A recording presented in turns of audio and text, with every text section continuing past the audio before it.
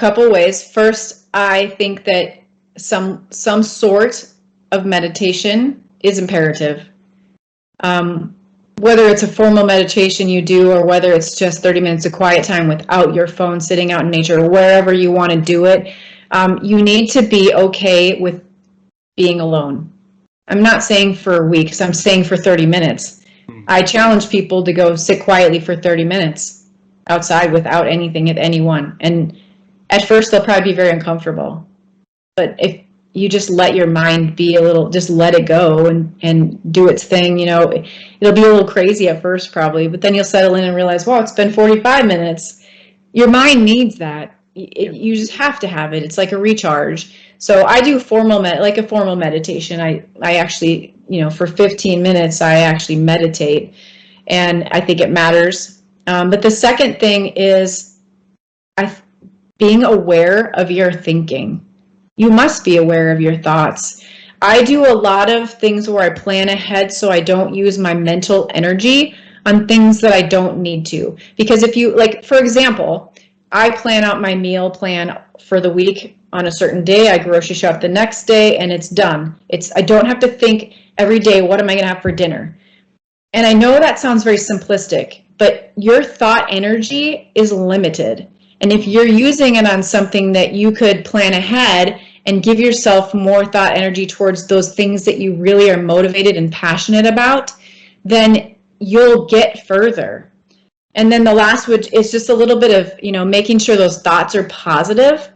When you actually have to notice if you're on a negative train, maybe give yourself a little bit of like, okay, I got 5 minutes to go all negative and then I'm done. And then you bring yourself, you know, up into thinking stuff that's positive, because they say like 60% or 60 to 80% of the thoughts we have are negative, and that's very impactful of our mind.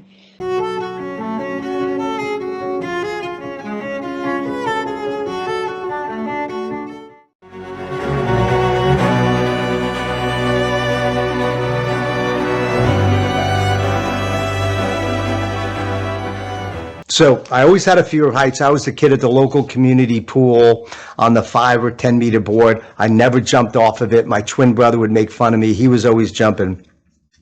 So when I went to the Air Force Academy, in order to graduate the academy, you had to jump off this 10 meter board, 33 feet high diving board.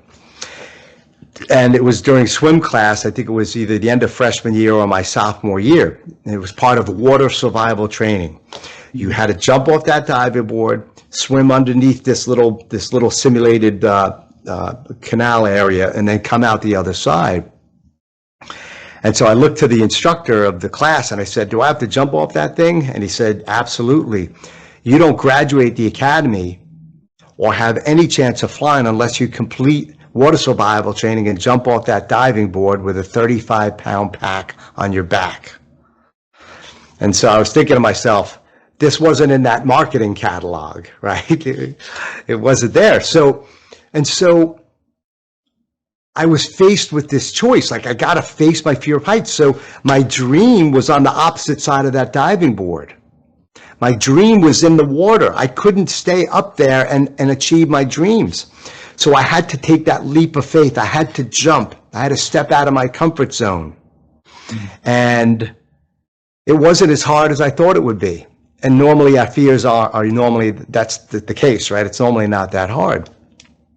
And so I jumped, and then I remember getting out of the water and climbing up the ladder and jumping again and doing it 2 or 3 more times just to get it out of my system.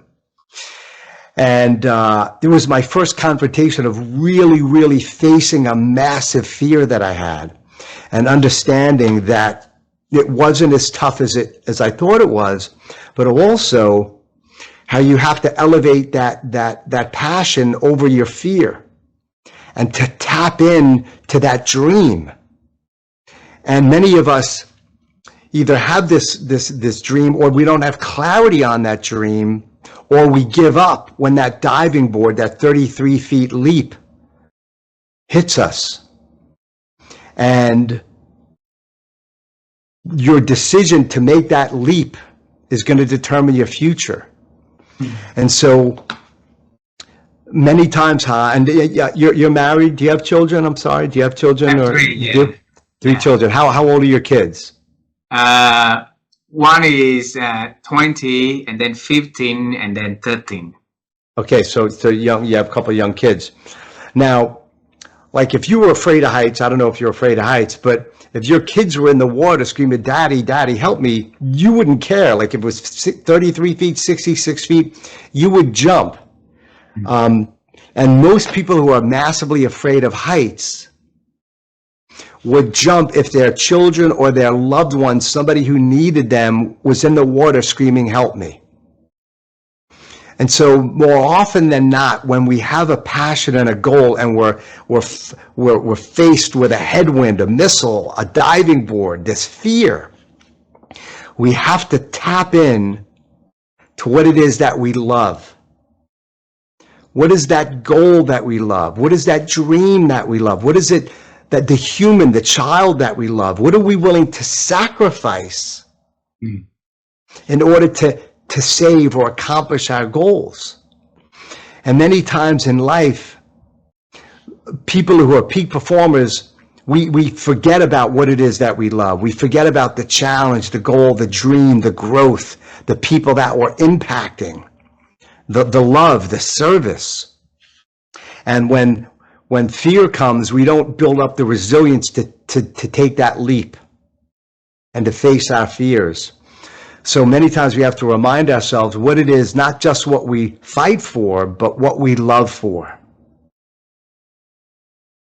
You know, you've heard the expression, what keeps you up at night? Hey, what's keeping you up at night, huh? Right? That's a very common business question. Have you ever heard that expression? Yes. Yeah. So what's keeping you up?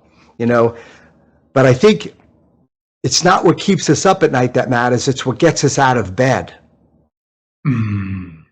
What keeps us up at night is fear-based. It's anxiety-provoking. It's the 33 feet high diving board. It's the fear, and it holds us back. What gets us out of bed is exhilarating. It's inspirational. It's aspirational. It doesn't promote fear. It incites courage. And it only happens when you're tapped into what it is that you love, that cockpit, the plane, the dream, the child that loves you, your spouse, your future, your goal of opening your business, closing your first sale, whatever that is. You got to tap into that and stay focused on that and be focused on that instead of the fear, and it'll help you overcome your fears. So my fear of heights, and then eventually claustrophobia, when I almost died in a scuba diving accident, suddenly I was jumping in the plane and having these panic attacks, and I had to go back and tap into what I loved, tap into my dream, and also tap into the fact that I wasn't flying solo, that I had other folks on my team, my wingmen who were backing me up and supporting me and absorbing my fear. And this is where others can help you take that leap of faith and face your anxieties and fears and be a performer and accomplish your goals.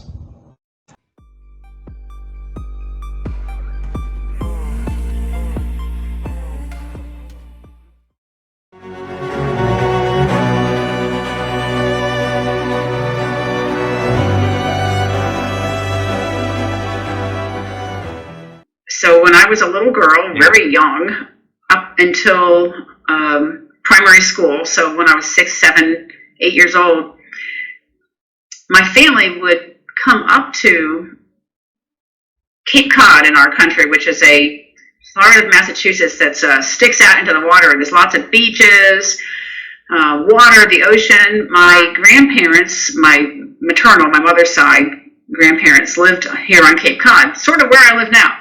And I had been born and raised in Maryland, but when I retired, I finally did retire up here to Cape Cod because of those childhood memories with my grandfather. So my granddad had a rowboat, and he would take me out when I was a little girl. My grandma would make us sandwiches, like peanut butter and jelly sandwiches, and my granddad would row the boat out into the bay, not the ocean, but a bay about a mile or two long, like the one I live on now. And he would teach me how to row. And for anybody who's rowed when they're young, you get into a rowboat, you have an oar in each hand. And when you're really little, first of all, the oars are heavy. Second of all, one oar always hits the water before the other, and then your boat goes the wrong way, and you just like wonder, am I ever going to get this little rowboat to go in a straight line? Because there's so many things that I'm just, I can't do this. And so my granddad would show me how to balance the oars and how to get my timing down and be patient. And he was very calm, cool, and collected.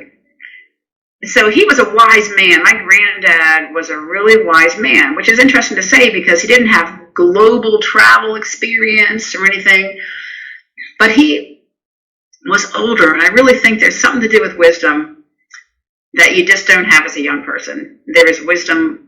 It takes time, over a lifetime. So my granddad was a wise man in his own way. And wisdom isn't something you can just put in a jar and sell. My granddad had his own form of wisdom, and that was knowing how to teach a young girl, how to pass it on to a young girl to help her have an experience on the water where I could eventually dominate those oars and I could row. And then once we rowed out into the middle of the bay, we could eat our sandwich. I could dive down and swim and find clams and have a great time. And it was all because I learned how to row out into the water and to do something hard and get there and then have the experience, the fun of being there.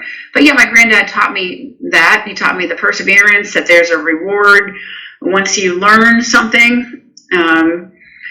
He taught me to love the water because otherwise I wouldn't have had a connection with the water and wouldn't have thought about the Naval Academy, the Coast Guard Academy. And that little experience as a girl that my grandfather gave me set the course for my entire life. So what I would say is, for anybody out there who's watching right now, there's somebody in your life who's younger than you, who's more inexperienced than you, who's less capable than you, that you can guide and mentor and pass on your wisdom. You might not have a whole lot of wisdom, but you have got more than they do in different ways. So I would challenge people to find a way to pass on something to somebody else who needs it, either at work or at home, a young little girl like me or an older person that needs some encouragement. So there's all kinds of ways you can pass your wisdom along, and you never know what kind of an impact it's going to make. And my granddad taking me out on the ocean, on the water when I was young, set the course for my entire rest of my life. And he would never know that he had made that impact on me because he ended up dying before I graduated from the Coast Guard Academy. So he never knew the impact he made. And so that's another thing about this delayed gratification. A lot of the things you do today, you're not going to ever see the benefits from, but you have to look inward and do what's right, do the right thing, and understand that a lot of what you're doing is planting seeds for the future. And that's what it's all about, is giving back the wisdom. And doesn't mean you have to reap benefits from it. You need to learn to be selfless, and that's where that self-reflection comes in, like time in the pool, the time I've spent on sailboats, reflecting back on who I am. And then at this older age of life, that's why I wrote the book, is to give back the leadership lessons and maybe some of the wisdom that I garnered during this 40 years serving in uniform.